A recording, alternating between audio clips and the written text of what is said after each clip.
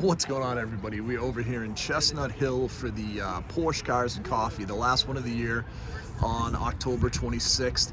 We brought the Fox out today, very out of place here, so we didn't park it with these cars. This is strictly just like a Porsche Cars and Coffee. There's a couple other cars here. Some of the members, there's a really cool 80s M Series BMW here. There's a McLaren, a Lamborghini, but for the most part, it's all high-end German or exotic cars. So very cool to go and shoot this one. Again, I don't know a ton about the newer Porsches, but there's some really cool older stuff here. Hopefully I can find out from the owners a little bit about these cool older cars that I really dig. I did see a 914 here. I saw 3 944s, so I was doing a quick walkthrough. Didn't see any 928s, which is kind of my favorite of that era of the Porsche, but kind of cool. We'll go back around and just shoot a few cool things for you, and we'll come back at the end and do a quick wrap up. There's some amazing cars up here today, so again, I will feign my ignorance for a second, and I don't know enough about the newer Porsches, and I should. Shame on me. My neighbor is like, we always show his 911, but there's some really cool like 70s and 80s stuff up here that I want to shoot, including this gorgeous turbo right here. This is one of my favorite styles. Wide body, the black foot wheels, the whale tail wing. This car is absolutely stunning. These air cools really stand out to me. And again, maybe I'm biased. Now, probably a little unfair because I have my Fox right behind me. So this would have been a similar generation. So, I'm in love with that 70s and 80s stuff. But this one is beautiful. Triple black, sunroof car. Just a super simple Porsche interior. Always that steering wheel we talk about, which is kind of ubiquitous on all of these Porsches from this era. But man, what a great looking car, right? And there's just everything about these just has a presence. When I think about like the iconic cars of the 80s, and I think back to this, I had a good friend when I grew up. His name was Dave Faherty, and he bought me a picture, and it was a picture of a 911 Turbo that looked just like this. It was red versus the black on here, and I think the red was probably the most iconic color. But this one was exactly like that, and man, I look at this, it's just such a cool car. Now, the crazy thing with these turbos, and everybody knows this, the new turbos, they're just instantaneous performance, no danger. I shouldn't say no danger, but like they're much more balanced cars. These were like an on-off switch, right? When you were driving this car, man, you got to make sure you're paying attention to what you're doing, because that turbo would kick in, and this thing would be dangerous. Like the back end would slide out. So many of these would crash. These were kind of like the first generation Vipers with none of the safety controls. No ABS, no anti-lock, no traction control. This was that same thing. But then imagine throwing an on-off switch in there where these cars would just take off like crazy. So very cool car. Again, probably one of my favorite cars up here. Probably my favorite car up here that I've seen. But beautiful. Now there is this gorgeous RS America, another air cooled right here next to us. Love the wheels on this car. Love the color combination in the white with the black. Again, this is a little newer than the black we were just looking at, but again, what a good looking style, and that natural evolution of what would happen. We also have this gorgeous M Series BMW from the 80s. This is a beautiful car in that burgundy red color, super sharp. I love the wheels. Everything's just really nice on this car, so the style just stands out. And these early generation M cars are pretty rare, especially like this is, with this style. The two-door looks great on it, but I love that. I want to shoot the front end.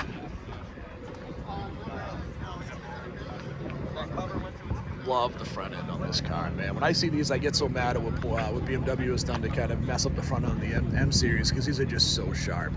What a beautiful looking version of an early M Series. I'm going to go around and shoot some of these newer Porsches, because again, they're beautiful.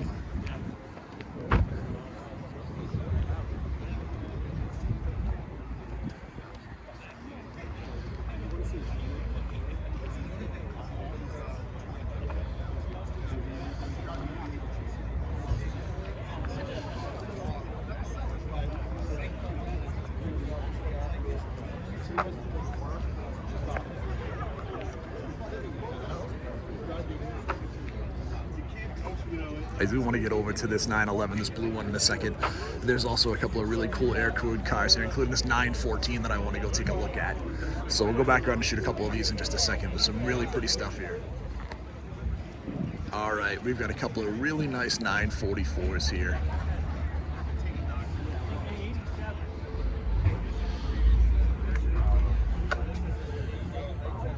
This is going to be a later version of the 944 with the airbag steering wheel. This is the 944S. So this is an S, and it basically looks the same.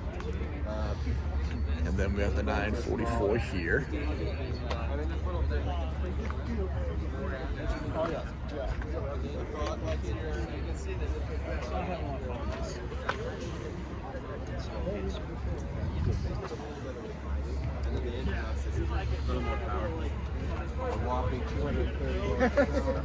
Yeah, that's what I'm saying. They're not that quick. They're light. No light. I mean, they're light. They're so much fun too. They're so light. We have another nice air-cooled Porsche here, Carrera. I'm gonna shoot the that 914. There was another 944 here I wanted to hit on. Just I thought it was pretty sharp as well.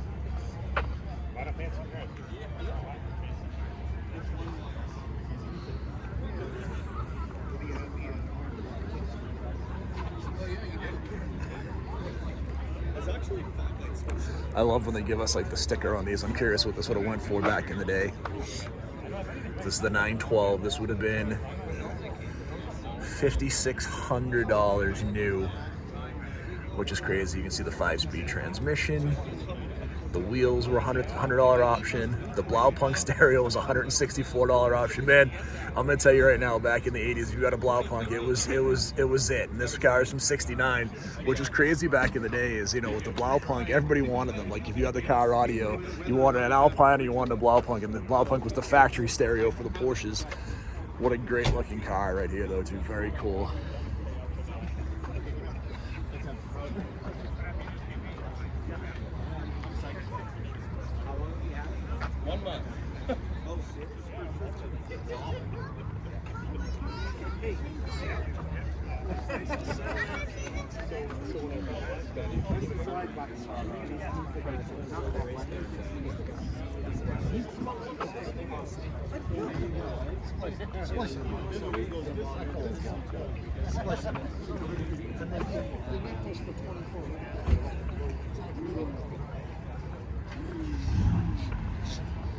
There's a little MG leaving here. That's kind of neat. I'll shoot his car coming out. I saw him. He was parked to the side, kind of like I did.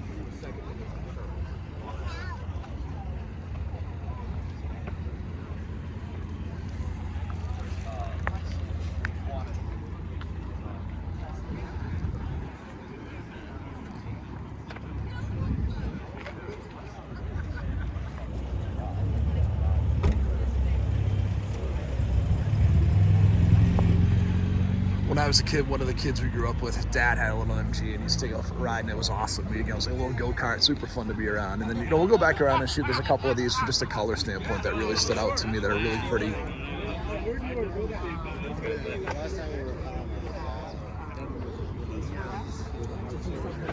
This GT4 is beautiful. And it is a manual transmission GT4, which is awesome. I love the color on this. There was that orange 911 I wanted to shoot over here with the wing too. It's a GT3. So it is a GT3 RS, so this is super pretty in this color. The wing is wild. You know, the center lock wheels, which is always super cool. Now what's wild on these, obviously most of them have gone over to the automatic transmission. I think on the new ones, I don't even know if you can still get a manual in the GT3 RS.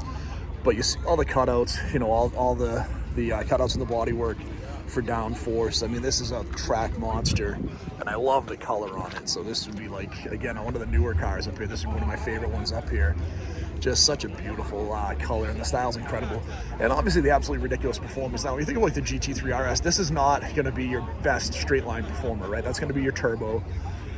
This is going to be more of your track car, because with all the different things that are on here, with all the downforce, much like we talked about with the Viper ACR, you're getting much better performance when it comes to like downforce, cornering, handling, all that stuff. But you're losing some of that top end performance because you're adding some of that drag into it. So, you know, again, this is probably the best performance car on a track, but not going to be that fast as 0 to 60. Still super fast, and a beautiful, you know, blue GT3 right here as well.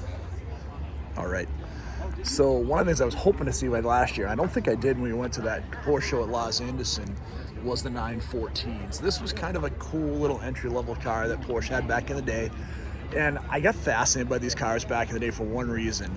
There was a story around Hollywood where Ann B. Davis, who played Alice on the Brady Bunch, drove a 914 everywhere around. So she had this little 914 and she would zoom around in it, and it always blew me away. You know, you thought of Alice again as I was a kid, as an older lady, you know, she would be driving a cool car, and then I learned that she drive this 914 in it. I don't know what it was, but it always just kind of had me intrigued around what this 914, and then I've kind of really appreciate the style over the years. They're definitely completely different than anything else Porsche had. But I think they just look so cool, and again, aesthetically very different. A great little sports car, and again, when you see the 914 next to like a 912, you can see size-wise, I mean, they're actually fairly comparable. They're both really small. You know, I think this is, and I start to think about, like, the width is probably pretty comparable, the length. So the overall size of both of these cars was tiny. I believe the 914 was even smaller, more lightweight than the 912s and 911s because it was only a two-seater. Had that convertible top. So this was like the lightest version of the car. It was also the least powerful version of the car. But how cool is this? And this, obviously, this beautiful 912 in this orange with the early Futch wheels, with the kind of the chrome black design, looking amazing in this car. I love this interior. Just a very pretty version of these early cars. And again, you know, you think about these gauges, they didn't change a lot for a long time. Super simple, but just an absolutely beautiful version of the early, you know, air-cooled 912 right here.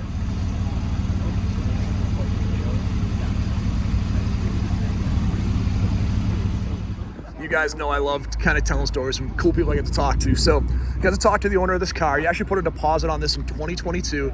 Got it delivered in August of this year. So it took almost 2 years to get this version of the car that he wanted. But it's a beautiful British racing green, which he informed me. I didn't think Porsche offered a British racing green, but they do, which good for you. I think it's so cool. The British racing green is a great color, especially with the tan interior. Which just kind of walk you through. Love the wheels on the car, the 21-inch wheels. If we do have the cross-drilled brakes, it is a Carrera 2, or Carrera S, excuse me, with the, you know, the spoiler on it, but the color just stands out to me, and I love the interior. You know, this is not his daily, but he does try to get out and put some miles on it and enjoy it. So I wanted to share it because I think the color is so unique.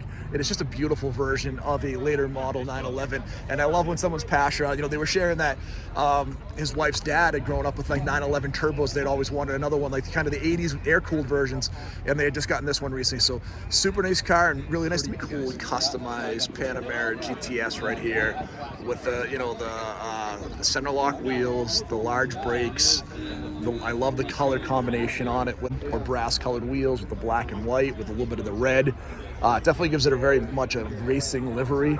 So very cool version of this car. And I don't love these typically, but this is a cool looking version of that car. All right, guys, we're gonna shoot this beautiful 91 Carrera 2. Now, I shot a video earlier. I'm gonna scrap that video. I got a chance to talk to the owner. A couple of reasons they're cool. They have a bulldog named Penny like we do, but this was a 91.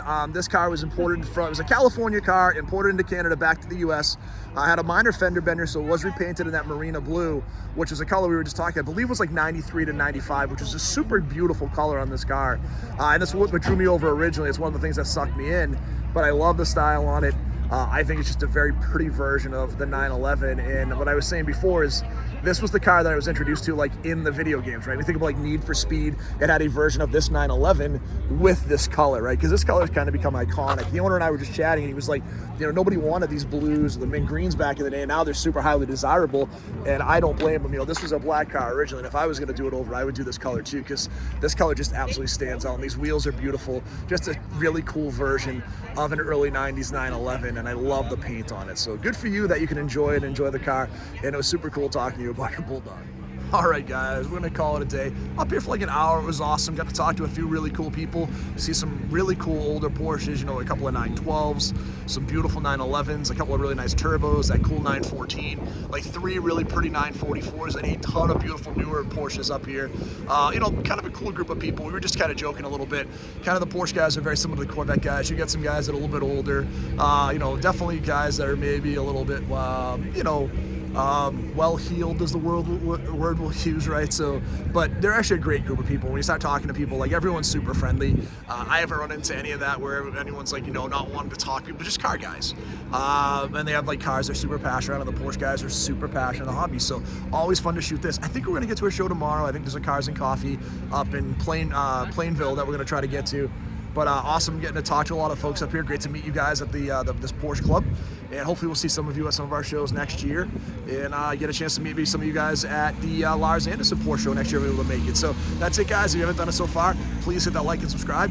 A couple more shows coming up. We'll have that Veterans Day show in the Norfolk Aggie in Walpole. I believe there is another show next week, and I am traveling this week, so I'm going to try to get to a show next week, and I think there's a couple out there, and we'll talk to you really soon. Thanks.